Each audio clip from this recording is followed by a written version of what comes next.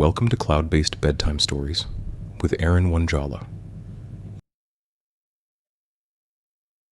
You made it through the day. Get comfortable, close your eyes, and let tonight's story find you. Nothing is paging. We can just read. Tonight, we journey into the quiet, structured world of Firestore. Imagine a vast, peaceful archive where every piece of information is a handwritten scroll, resting safely in its own designated drawer, waiting to be read or updated in the blink of an eye. Let the rain fall outside as we explore the simple elegance of documents, collections, and the silent watchers who keep vigil over them.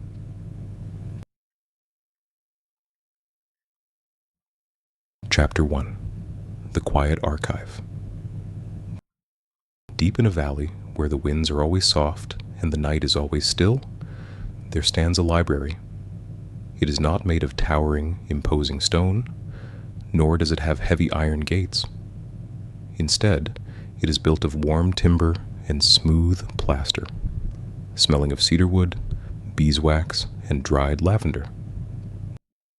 The keepers of this library call it the Archive of the Valley, but those who write the applications of the world know it as Firestore. In many old libraries, information is kept in massive, rigid ledgers. These ledgers have fixed rows and columns carved into the paper before any ink is even spilt. If a scribe wishes to write down a new detail, but there is no pre-drawn column for it, they must rebuild the entire ledger from scratch. But here, in the quiet archive of Firestore, we do things differently. We use individual sheets of heavy, cream-colored parchment. We call each sheet a document. A document is a simple thing. It is a light, flexible page that holds whatever details you wish to write upon it. There are no pre-carved grids. If one page needs to hold a traveler's name, their age, and their hometown, the scribe simply writes those details down. If the next page needs only a name and a favorite color, that is perfectly fine too. The pages do not mind their differences. They rest side by side in perfect harmony. Chapter 2. The Shelves and the Sheets. To keep these documents from wandering, they are placed onto shelves.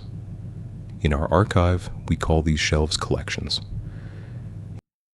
Imagine a shelf labeled Travelers. Every document placed upon this shelf represents a single person who has visited our valley. Each document has its own unique name tag, a quiet identifier that lets the scribe find it instantly, even in the middle of a dark night. When you pull a document from the Traveler's shelf, you see the information written in clear, simple pairs. On the left side of the page is the name of the detail, and on the right side is the value. Name, Julian. Home, the Whispering Woods. Journeys, 12. Active, true. These are the fields of our document.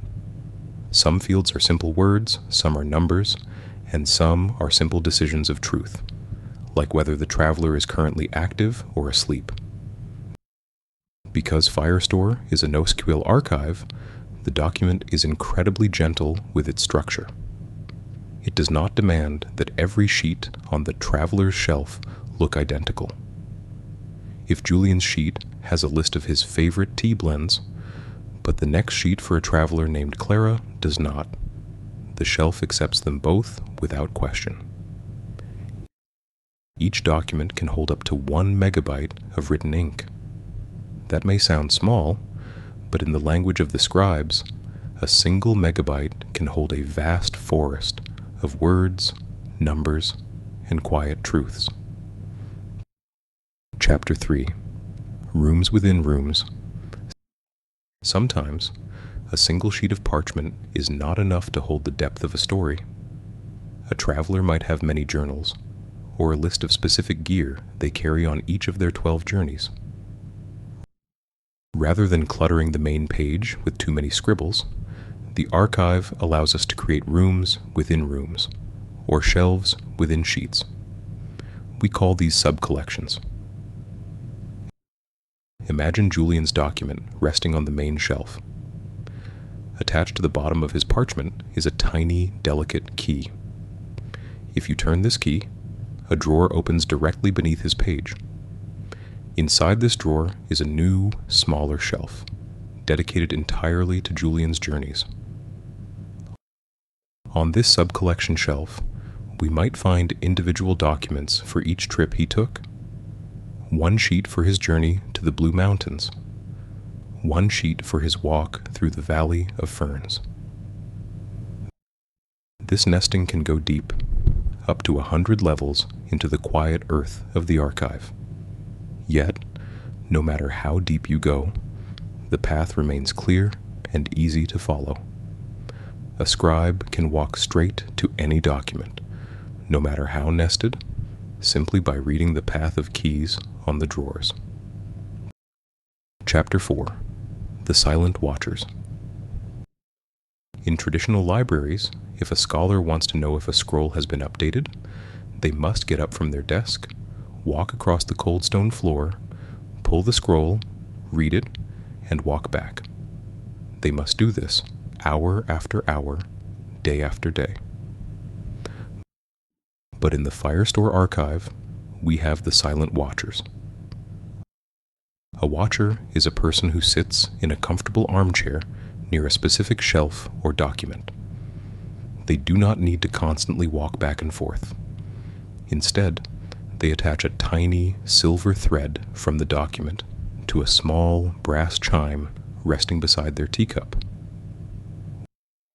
When a scribe far away dips their quill into the ink and changes a single word on that document, the silver thread vibrates. The little brass chime gives a single, soft ring. The watcher opens their eyes, looks at the chime, and instantly knows the document has changed. They receive the update in real time, without ever having to ask. This real-time notification is one of the most beautiful secrets of the archive.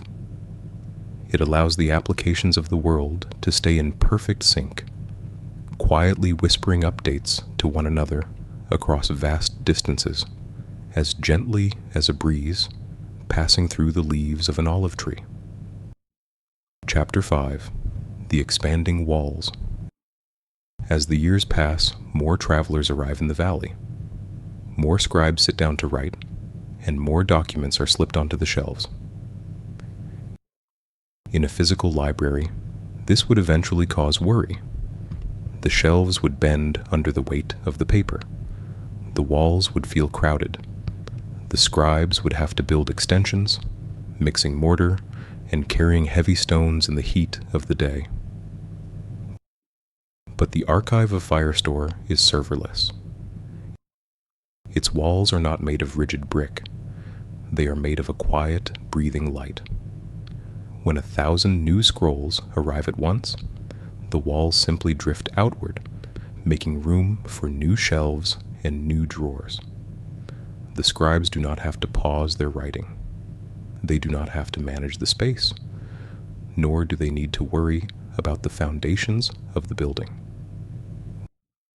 Whether there are 10 documents in the archive or 10 billion, the library performs with the same effortless grace.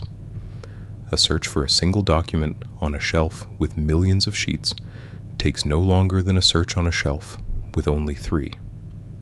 The library scales automatically, quietly keeping its promise of speed and rest. Chapter 6. Writing in Harmony. Sometimes, many scribes need to write to the archive at the very same time. One might be updating Julian's journey, while another is adding a new traveler to the shelf, and a third is correcting a spelling mistake on a map. To prevent the ink from smudging, or the records from contradicting one another, The archive uses transactions. A transaction is like a small, protective lantern that a scribe places over a group of documents while they work. Inside the light of this lantern, all the changes are prepared in quiet contemplation. Either every single change is written down perfectly, or if something interrupts the scribe's hand, none of them are written at all, leaving the parchment clean and dry. This ensures that the archive never holds half-written truths. Everything is kept consistent, reliable, and whole. And so, the archive rests. The ink dries on the parchment. The silent watchers listen for the soft chime of updates. The walls expand to hold the memories of the world, and the scribes lay down their quills for the night. That's all for this journey through the cloud. Wherever your clusters reside tonight, may they remain stable, resilient, and peaceful. Until next time, sleep tight until you have to serve your next request.